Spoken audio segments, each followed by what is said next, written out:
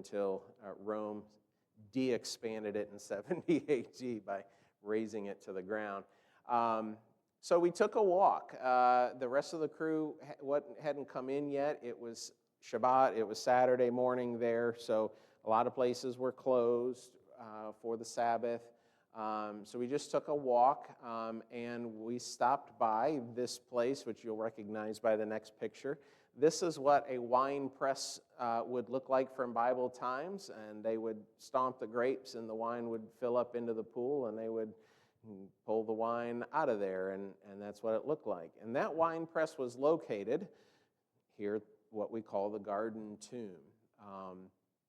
So we got a chance to go around that. And again, there was very few people there. There were some people that were there holding church services, Christians, obviously, not Jews. The Orthodox don't recognize the resurrection, if you didn't know that or not. So it's one of the distinctions between Judaism and Christianity is who Jesus was. But so we got to see the Garden Tomb. And I'm going to show you the Church of the Holy Sepulchre as we go through the city of Jerusalem and kind of sequence some things out. As a Christian, as a believer, this is where I want it to be, the tomb of Jesus, where I want it to be. Unfortunately, this is not even a first century tomb. It's a much earlier tomb. It had people in it. It was clearly a used tomb. It's not fully consistent with the Scripture. So when you hear people talk about the Garden Tomb, the place where Jesus raised, understand that this was only discovered about 160 years ago, something like that. 180 years ago, it was just discovered. And that wine press being there is, they assume if there's a wine press there, there was a vineyard there, a garden. That's why it's called the Garden Tomb. But it was only discovered in the 1800s, and a rock face we call Gordon's Calvary is right next to that. And that is kind of boy, it'd be nice if this was it, because this is such a more lovely spot. When I show you the Church of the Holy Sepulchre, you're going to go,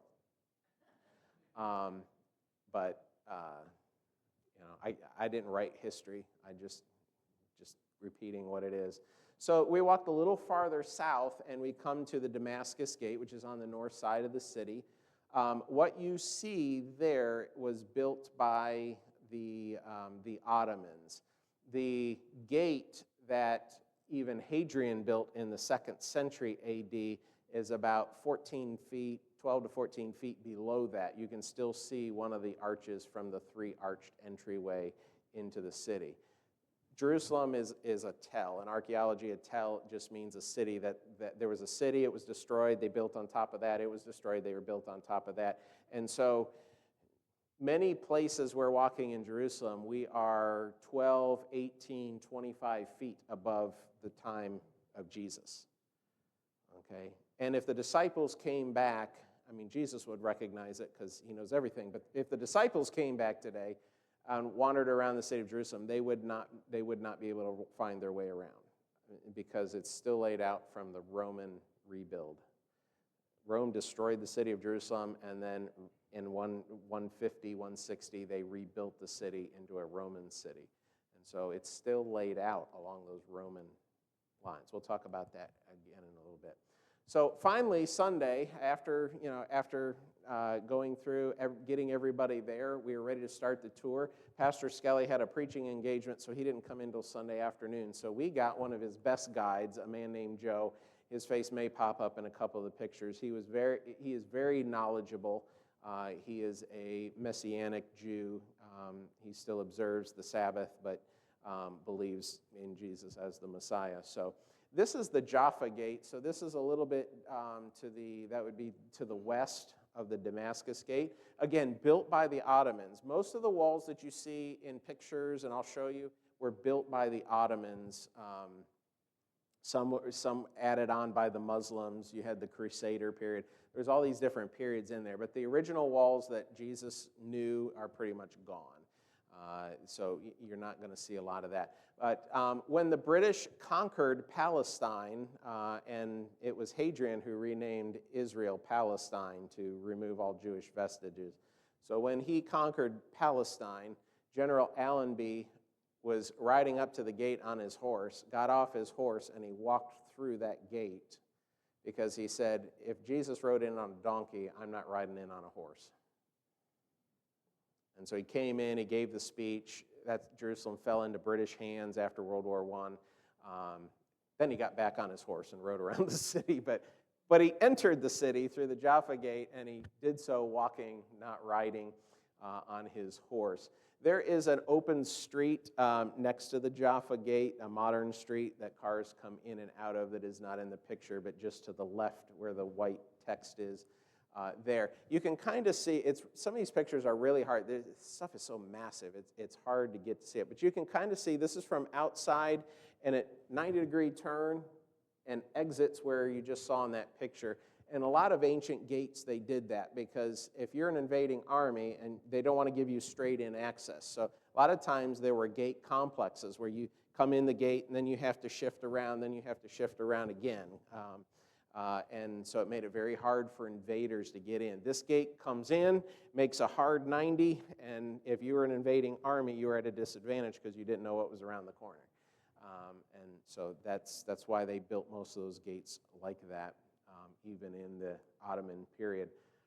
This is called the Tower of David. So you come in the Jaffa Gate and you kind of walk up the modern road just maybe a tenth of a mile and look to your right, you'll see the Tower of David. King Herod built 3 towers.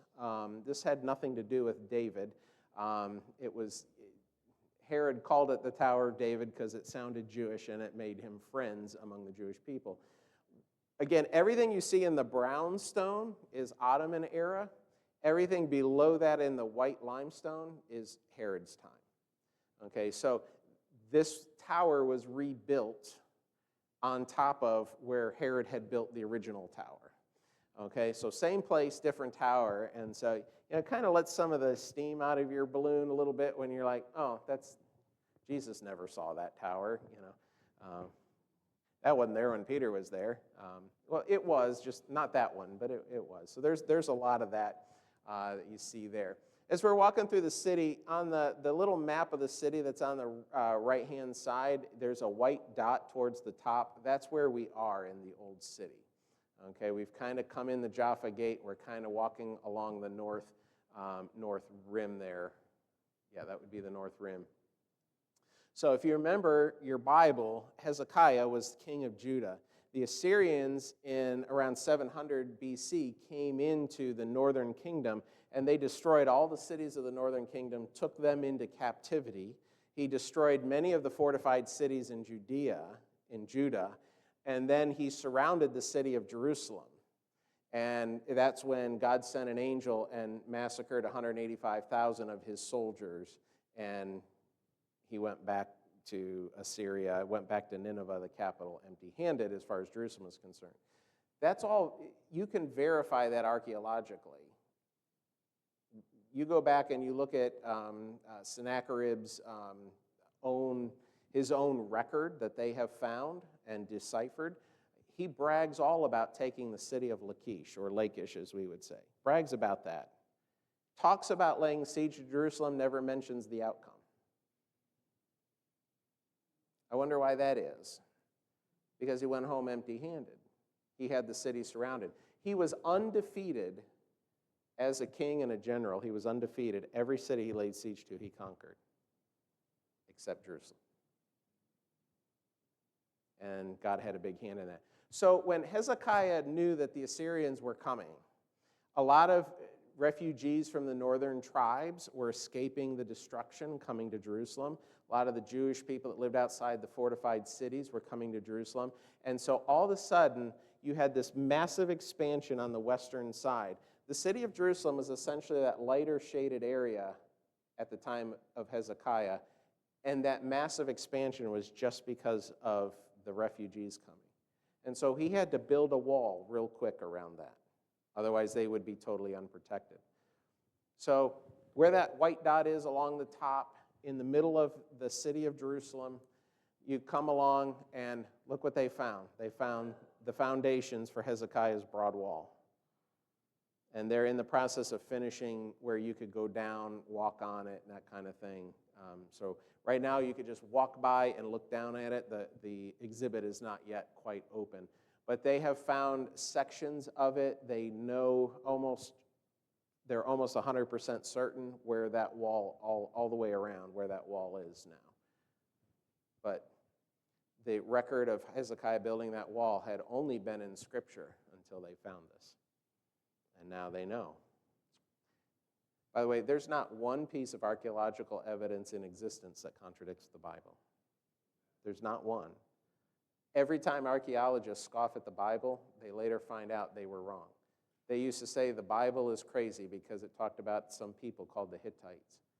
We've never found any evidence of the Hittites. The Bible's just making stuff up. And then they discovered that there were people called the Hittites, and now every archaeologist agrees that the Hittites existed. And they existed right where and when the Bible says that they did. So don't bet against the Bible, folks. So we walked a little further. We made our way. We saw a lot of stuff. I'm giving you the highlights. Went to the Western Wall, also known as the Wailing Wall. This is one of the entrances to that. And being on Sunday, not on Sabbath, it was not very well crowded. On Saturday, we walked through there, and it was packed. Not packed on Sunday. It's not their big holy day like it is for us. So we went down. You can kind of see some white umbrellas there on the right side of the screen. There's a wall there. The women pray over there, and the men pray on the big side. In Orthodox Judaism, the men and the women still worship and pray separately. In some more liberal aspects of Judaism, they'll pray together. But in synagogue and all that, you have a men's section, you have a women's section. So I did get to go all the way up to the wall. I prayed at the wall, put my hand on the wall, prayed. I got some weird looks by some Jews. I wasn't wearing a kippah, and they clearly I was this Gentile there, but nobody said anything. They just looked at me like, this is our wall. We get to pray here, not you. So let me go back real quick. So you see the building on the left? That's the entrance to what they call the Western Wall Tunnel exhibit. And I don't have time to go through all of that. I'm going to show you some highlights of that. This arch is part of the Roman, there was originally a ramp that went up into the Temple Mount. And then Herod, when he expanded the Temple Mount, built a walkway and added an aqueduct to it to bring water directly into the Temple Mount. This is the remnants of that. And I'll show you a diagram. So you see that ramp going up into the western side of the temple? Those are the arches from that ramp. That's how far down we have to go underground. We have to go way down underground. There's an entire neighborhood on top of that. And so we are like 18 feet underground level to get down to that. But this is the way it looked in Jesus' day, or approximately what it looked like.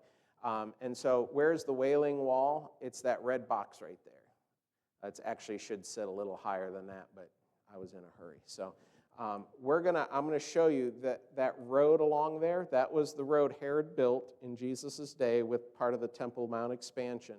When he died, the project ended, and that street never got finished. It stops just short of the Castle Antonia that he built. Most assuredly, Jesus walked on that street. That street was lined with shops selling livestock, selling food, selling whatever. People that come to the Temple Mount, come on their pilgrimage, they'd be selling all kinds of stuff. And I'll show you a few of the pictures of that. So we're under there, and on the picture on your left, that you see the little people in there, it's part of our group. The right side of us is the western wall of the Temple Mount. And then on the left side is all the fill, and they have dug out just a little bit of that so you can go along the western wall. On the picture on the right is the actual street. I can guarantee you Jesus walked on that street. That street is to the time of Herod and would have been done and finished because Herod died in 4 BC. So Herod died when Jesus was a baby. That street was there when Jesus came to the temple. To give you an idea what these paving stones really look like, by the way, there's a sign where you get to the end of the street, end of the yellow brick road. There's a sign that tells you this is the end of the street. You're at the corner of the temple, the beginning of the Castle Antonia. This is where the street stopped. That picture on the left, that paving stone that's propped up on its side, is about 5 feet long. It's about 30 inches high, and it's about 10 inches thick. That was their paving stone.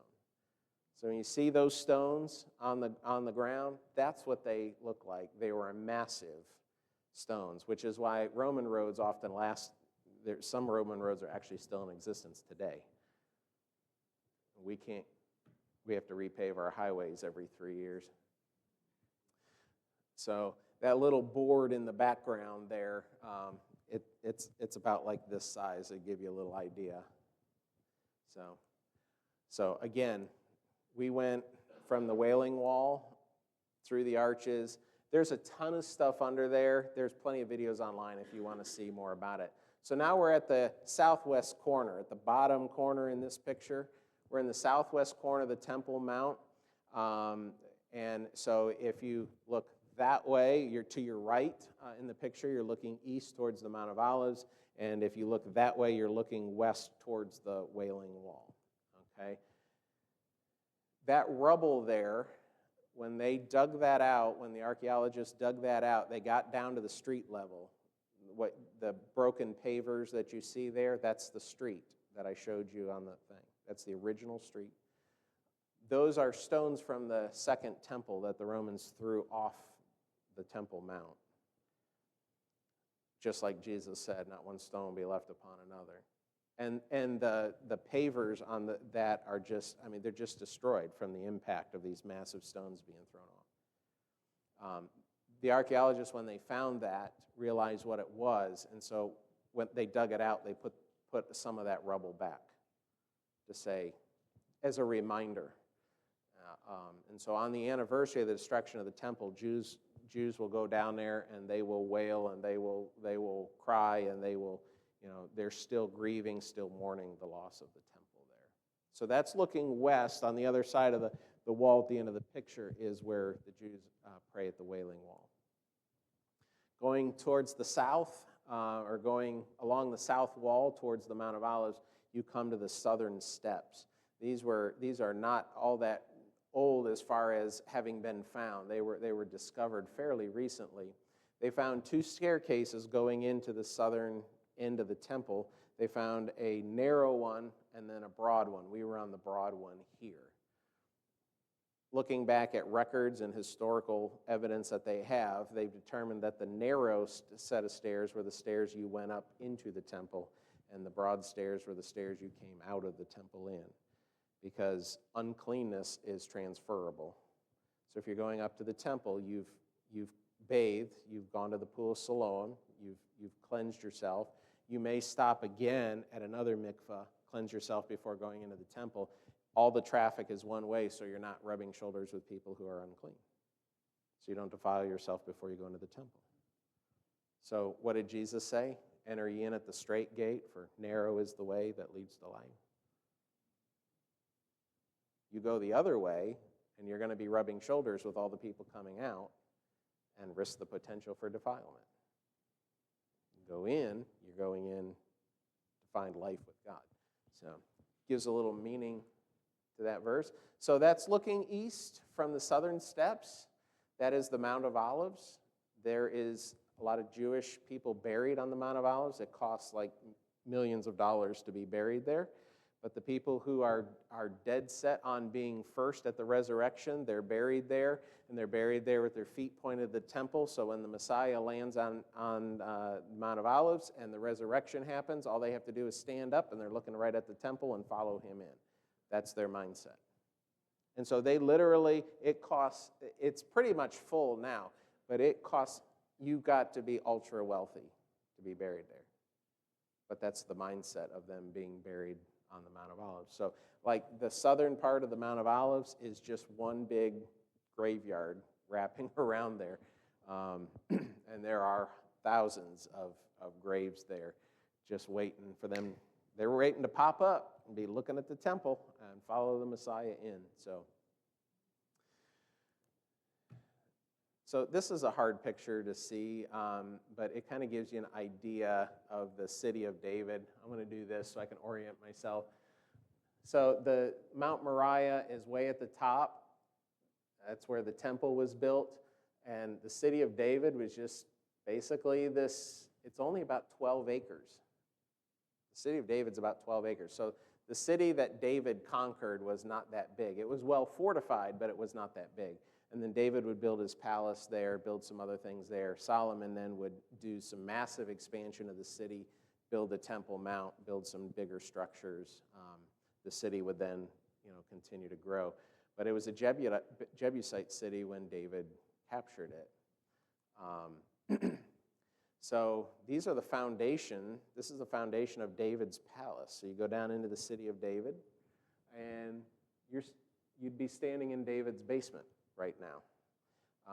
Archaeologists are still not 100% convinced, but the evidence is very strong that this is the remnants of David's palace, the palace that he built. You can go out to where the terrace was that David would have stood on when he was hot and couldn't sleep and decided to go for a walk on the roof and saw Bathsheba. If you go out and stand there, you can see how he would have been able to see down in because he's at the high point of the city. And especially if he was on the second floor or third floor of his palace, he would have easily been able to see into many people's courtyards and homes. Private areas normally. Bathsheba was not out in public bathing. She was in her private area. It was David who was not where he was supposed to be. So another picture of David's, the ruins of David's basement of his palace. It's phenomenal to stand there and just think of the things that happened there and the number of kings that lived in that palace. The evidence suggests that that palace was the royal palace all the way up to the very end, to King Zedekiah being the last king in Judah before the Babylonians destroyed it. That's where the kings lived. The archaeological evidence suggests that they used that as the royal palace all the way up there. So there are some tunnels. Hezekiah, when the Assyrians were coming, not only built a wall, but the Gihon Spring, which is on the eastern side of the city of David, that spring produced water, and there were some gardens and orchards kind of down on the slope, and they would use that to water. When Hezekiah realized the Assyrians were coming, what is one of the first things that you need to have for your people in a siege? Water. So he dug a tunnel to keep the Gihon Spring inside of the city, so they would have access to it, and the Assyrians would not. So he's depriving them of a water source while giving his own people an ample water source. And so he dug a tunnel and diverted it, and they call that the wet tunnel.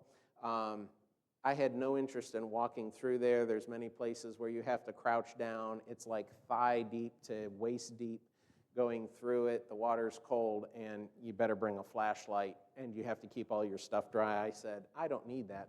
There's a second tunnel that was used and dug out mainly for the purpose of being able to access and maintain the spring and have a way to get to it for the Jews. So while that's going, a little video here. So we got to walk through there. This was far preferable. So if some of you are getting claustrophobic, this was still way more preferable to the wet tunnel side. But can you imagine the amount of work it took for them to dig that out? And the wet tunnel they dug from both sides simultaneously, and they came to within a few inches of each other. And so eventually that water was diverted down to the Pool of Siloam. And so that water is what kept the Pool of Siloam filled.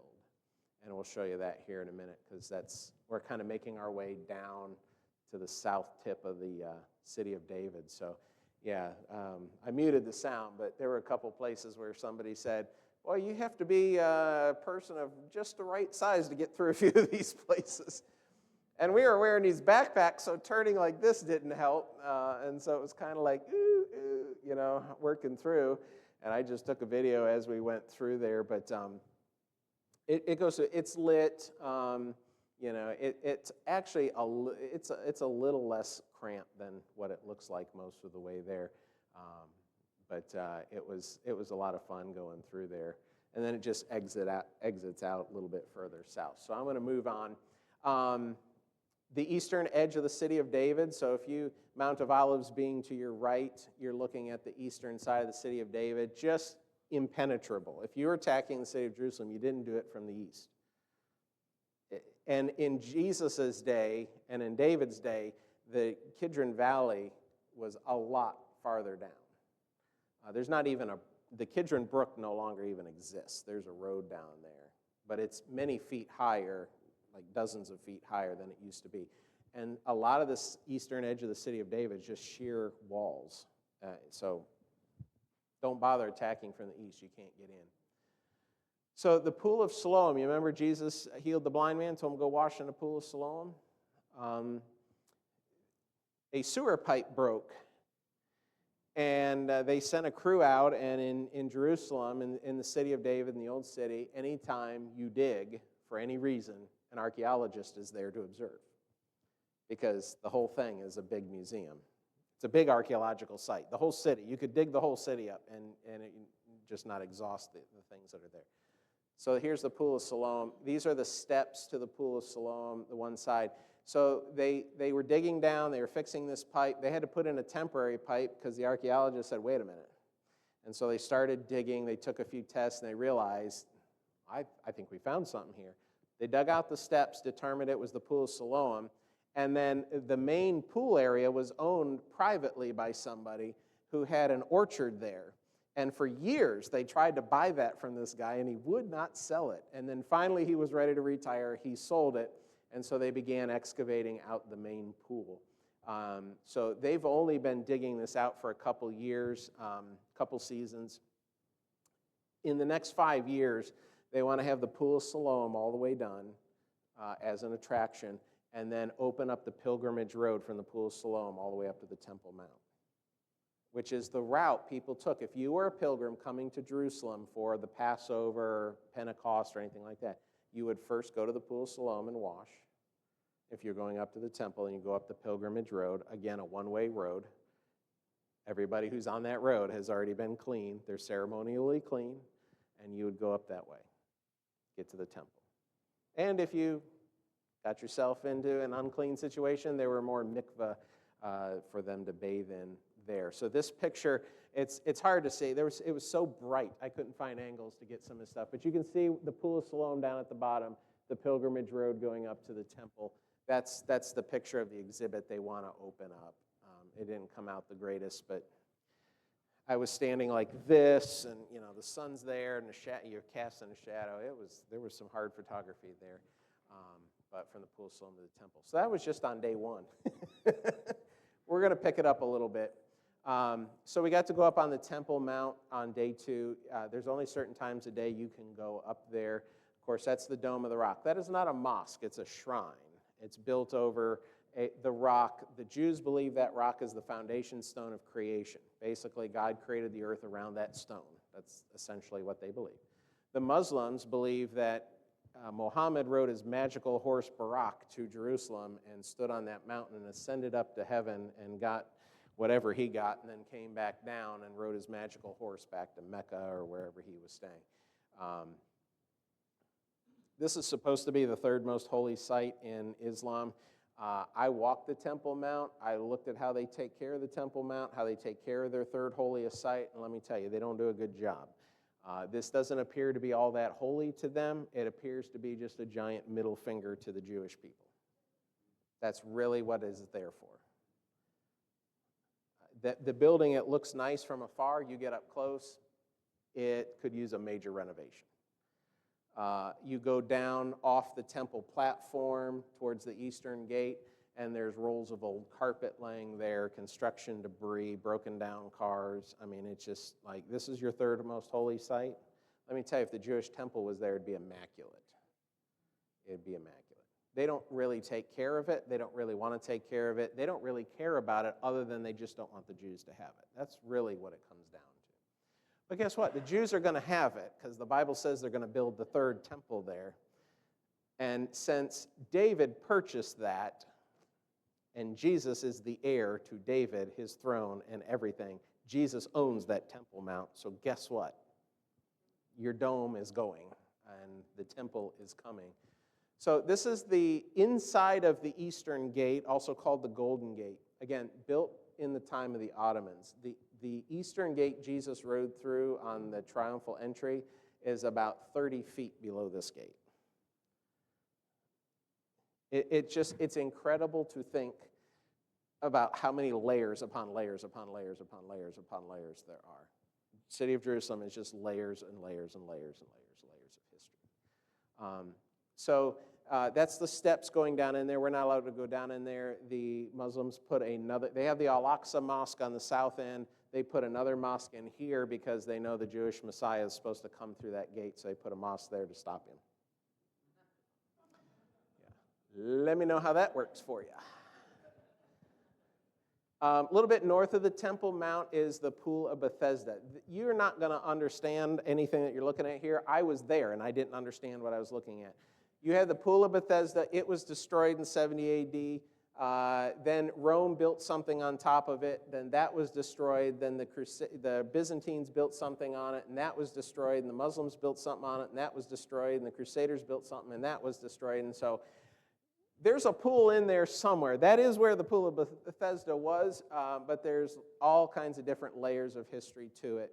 The cool thing about it is there is evidence that for more than 1,800 years, almost all the way back to the late 1st century, like right after the destruction of Jerusalem into the 2nd century, that there were faithful Christians that were worshiping at that site. But other than that, you can't see it. So this is another shot down into the ruins. It was really hard to make out what was what.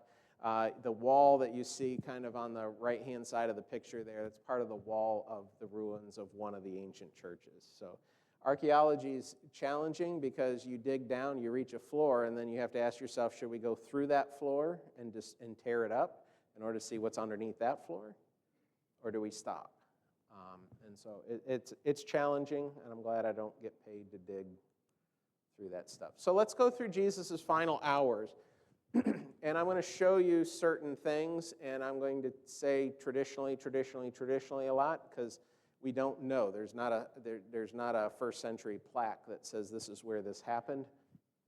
We go by the evidence. So you can see the temple. The yellow part is what the city of Jerusalem was at the time of Jesus. The green part is outside the city of Jerusalem. Everything in the green is outside the city of Jerusalem. The yellow is the city of Jerusalem and Jesus' time. Okay, that's where the walls were. The Temple Mount you can see in the upper part of the yellow there. So the upper room is there. It's on the high part. There's a valley kind of in there, and the city kind of dips and comes back up. And so you're looking at the eastern edge of that western hill. So there is archaeological evidence, and this church is built next to that. There's also a synagogue, functioning synagogue. There's archaeological evidence going back to the late 1st century. So Rome destroys the city. Some Christians build a Judeo-Christian synagogue. At first they thought it was just a synagogue, and then they found some inscriptions in there that said, no, these were Christians. They were Jewish Christians, Judeo-Christian, okay? So these were people like the apostles, like the children of that first church, okay? And they built a synagogue, a Judeo-Christian synagogue, on top of this site. And what's interesting about this is that there's evidence to suggest that they built it in the traditional place of the upper room, where they believe the upper room was. So the building at the upper room where Jesus held the Last Supper and the day of Pentecost, that was destroyed by the Romans. They razed the city to the ground. There was nothing left except the retaining walls to the temple. That was all that was left of the city, really. So then there was this late 1st century, so think 80, 90 A.D., like they came back in behind the destruction and rebuilt, okay? Remind me, there's something specific about the direction that this synagogue pointed, this Judeo-Christian synagogue pointed, we'll get to in a minute. But over time, you've got tear down, rebuild, tear down, rebuild. There's a Byzantine church, a Crusader church, a Jewish synagogue, a Muslim mosque.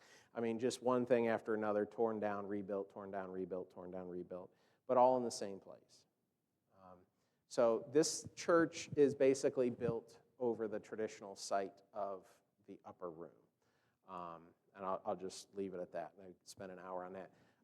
Go out to the Garden of Gethsemane, the path that Jesus took. This is the view from the Mount of Olives overlooking the Garden of Gethsemane. That's my picture. So you can see the temple. You can see that side of the city. This is one of the olive orchards that are still there. If I call them olive gardens, I'll get hungry. The olive orchards that are up there. The tree on your right, the big fat tree on your right, is about 1,000 years old. There are no trees on the mountain that are old enough to have been from the time of Christ, but that one's one of the oldest at about 1,000 years old. And these olive trees just send out new shoots all the time. So part of the tree dies, it sends out a new shoot. In Hebrew, that's called netzera. Does anybody recognize that? We might get a name from netzera. Yeah, Nazareth. Nazareth is the English pronunciation for netzera, a shoot. And Jesus is the branch of David.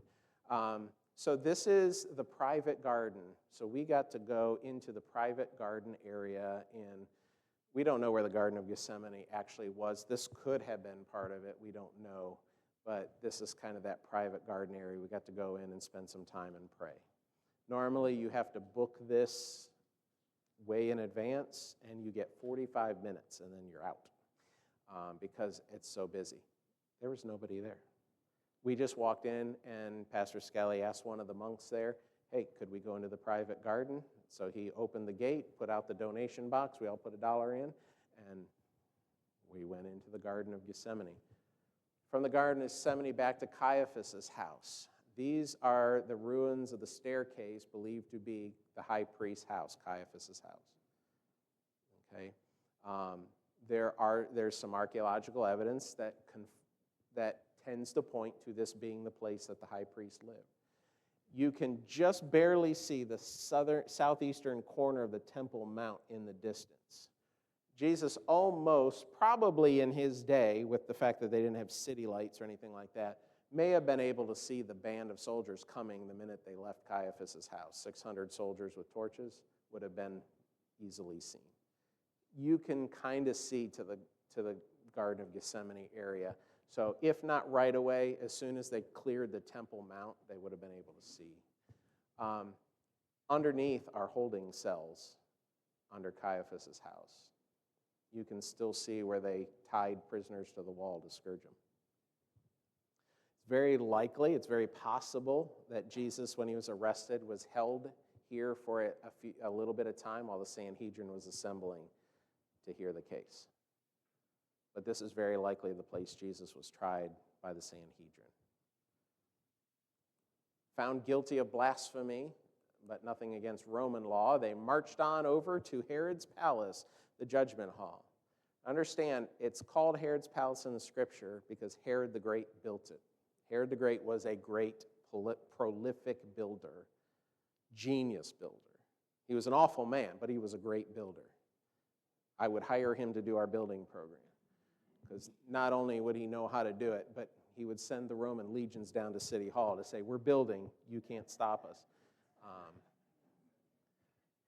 I would love to have Herod the Great on my team, just for this project. So there's the judgment hall. So this is what it looked like in Herod's day. Again, on the western side, the temple's on the east. This is on the western side. You have Herod's palace. You have the scourging area in the middle and the barracks for the Roman garrison there. All surrounded by a wall. One gate going into the city, a very narrow gate, and one gate going out of the wall. So Herod had a lot of protection there. The Bible says they took Jesus to Gabbatha, called the Pavement.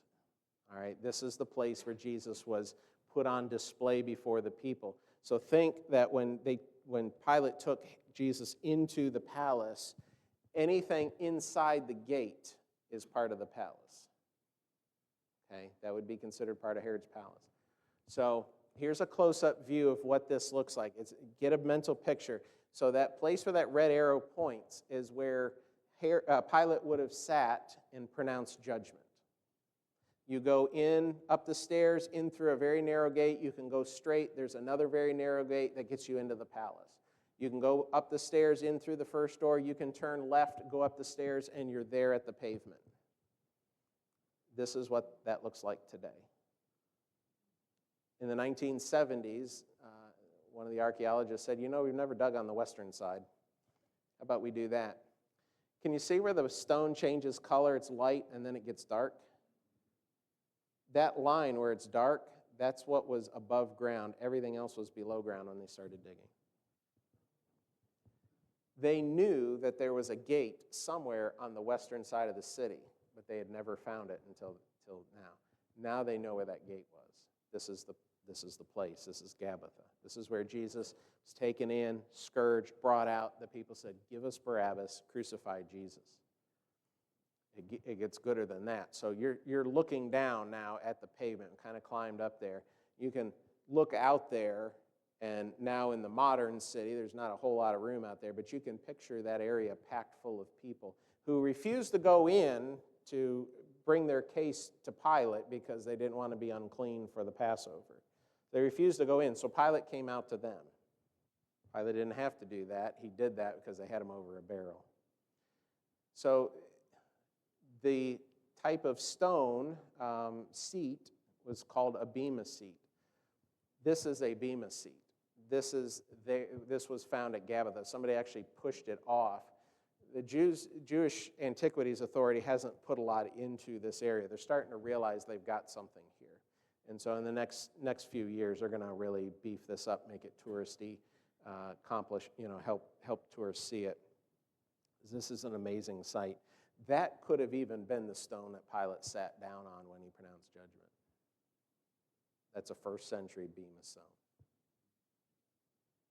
Isn't that incredible to be there? I mean, I got to be there. I got to touch the thing. Sat there for a minute. There's a park bench. I just sat off there and just pictured myself among the crowd, the bloodthirsty crowd calling for his crucifixion, because it was my fault he died on the cross. So they took him from the place of the pavement. There's a couple of routes they could have took. Remember, everything in green is outside the city. Jesus was crucified outside the city. And the traditional place of Calvary is what we have located there. And the tomb is right next to it. So I won't go through all the archaeology, but Rome, when Rome destroyed the city in 150-ish, middle of the 2nd century, Hadrian wanted to rebuild Jerusalem. He renamed Israel Palestine. He renamed Jerusalem Aelia Capitolina. And he wanted to remove every vestige of Judaism and Christianity from the city. So he rebuilt it as a completely Roman city. He built a temple to Jupiter on top of that spot. He put a statue of Zeus above the traditional place of Calvary and the temple of Jupiter above the garden tomb, and they destroyed it. When Constantine Christianized the empire, they came back, and Constantine ordered it all dug up, and all the unholy, everything, even the fill dirt that they used was unholy, and they had it hauled outside the city and dumped somewhere. And so then there was a Byzantine-era church put on there. Then that was destroyed, and now this church is on top of it. So I've got a few slides to show you. This stone lays in there. You're going to gag when you see some of this stuff. Okay, this is supposedly the stone they laid Jesus on, his body on, when they prepared him for burial. And there's about 6 inches of lacquer on the thing because people come up and they kiss it and they weep on it and they rub themselves on it. And I mean, it's twisted. This is over the top of the traditional spot of Calvary. Gaudy, idolatrous, probably worse than the statue of Zeus as far as idolatry goes. But there's glass, and you can actually see the bedrock of Mount Calvary there through that glass. So that is the actual bedrock encased in glass. This is called the Church of the Holy Sepulchre. It's got an apse and two domes, and the apse at the front is over Calvary, and the big dome in the back is over the garden tomb. So inside the big dome is this ugly thing that sits over top of the tomb. You can go in there and you can see what's left, what wasn't destroyed, what's left of a tomb and a ledge, where the body would have been laid out. Jews, when they buried people, they didn't embalm them. They laid them out in there, and about a year later, they came back. Your body was skeletal at that point. They would gather up the bones, put them in a box, and move them to the back. So when the Bible talks about being gathered unto your people, that's the imagery there. I'm going to die. They let my body rot for a year, and then they gather my bones. And sometimes they just put them in a big pile with all the other family members, that all the bones were mixed together. Sometimes they were put in ossuaries, little boxes, a bone box, and they would write the name on them. That was traditional back then. So we went in there. Priest came running out because no hats, no video, and we went in from the wrong side. We were the only people there. There's this metal gate. You're supposed to go in from this side and come out this side, and there's no signage at all. And we just went straight in because there's nobody there. He made us actually walk back around and line up properly to go in. Yeah. So, I had some slides in there. Maybe they're in there somewhere.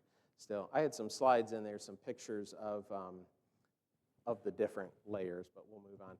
Got to go to Shiloh. I'm going to move through this quickly. This is where the tabernacle sat for 300 years, where that guy in the blue shirt is standing. That's where the Holy of Holies was, where the ark rested.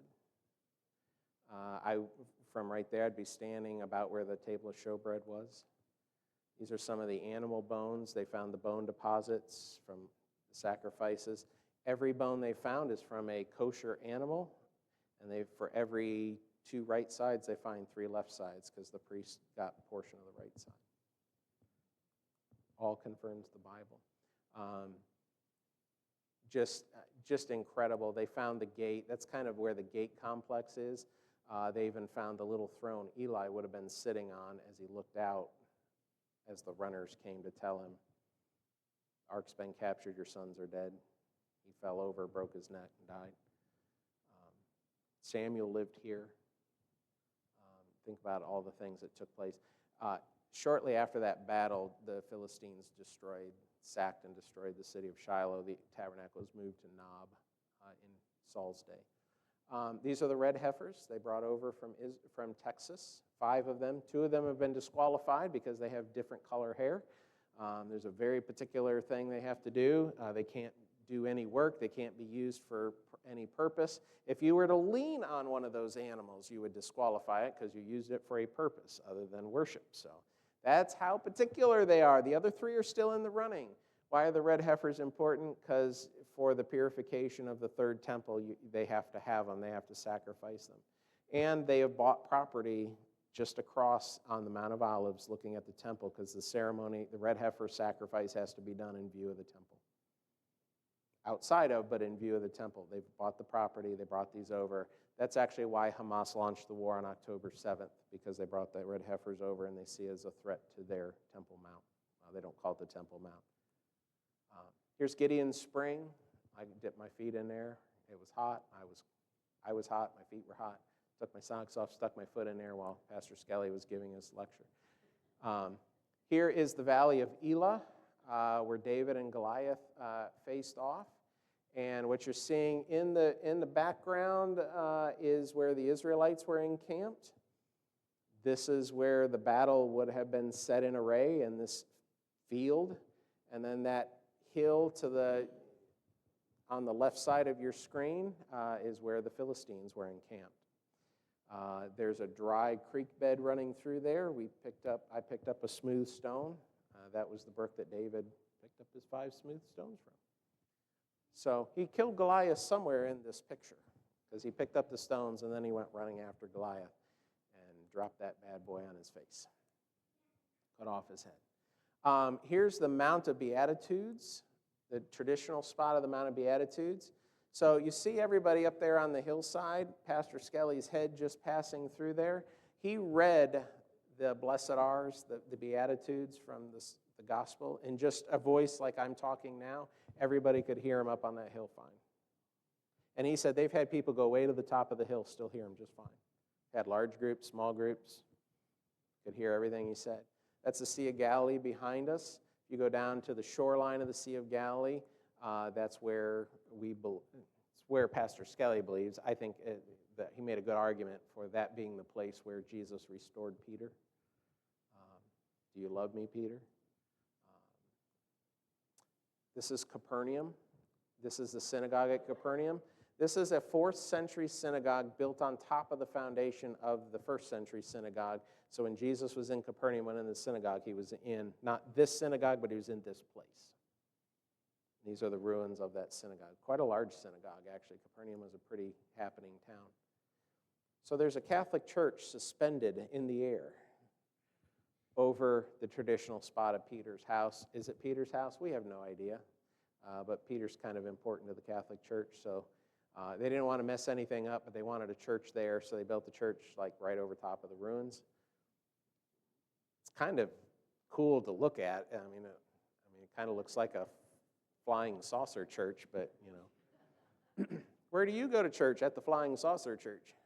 We just hover over Peter's house. Here's a replica of the village of Nazareth. So these are all archaeological accurate things that are depicted. So what a shepherd would look like, having a little cave and a pen, those shepherding. This is what a 1st century tomb looked like, very typical 1st century tomb that is here. 1st century vineyard, very much how they would have done it back in those days. An olive press.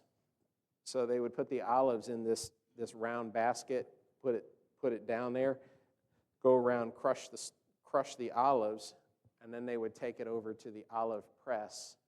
And you can see the beam there. And in this picture here, that brown circle, that's where the stone came down and pressed the oil out. See there are 3 weights there? They would attach one weight, do the first press.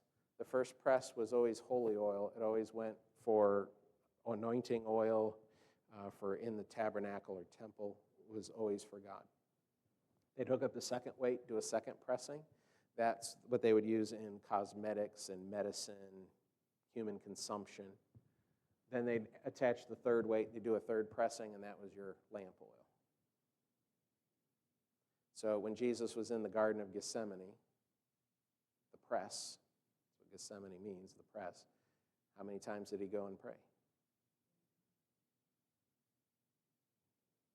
Olives were always pressed 3 times. They were crushed 3 times. Just a carpenter shop, little repair shop. Somebody works with clay, potter, making lamps and all that kind of stuff. Weaving. So all of this is done the way they did it in the 1st century. I got to watch that. Demonstrations of all that was pretty cool. This is a replica synagogue that would have been in a town like Nazareth, smaller town. Sit all the way around. You have the seat of Moses up in the front. You have the lectern. The Torah scrolls would have been in the front. So that's a replica of a boat from Jesus' day. Jesus probably rode around the Sea of Galilee in a boat very much like this, except it didn't have a motor. Ours did. Praise God, it didn't. We didn't have to wait on the wind, although it was very windy. That's me saying, I'm hot, I'm tired, and this is the best thing we've done this whole trip. Sit on the boat and go for a ride.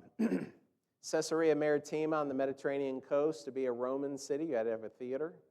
It's a pretty big theater. They still use it today for concerts. They were setting it up for a concert today. And that looks out over the Mediterranean Sea. It's gorgeous. Caesarea was built by Herod to prove to Herod that he was loyal. Or Herod to prove to Caesar that he was loyal. That's why it's called Caesarea, named after Caesar. Because Herod backed Mark Antony in the Civil War, and Mark Antony lost. So he said, how about I build you a big city?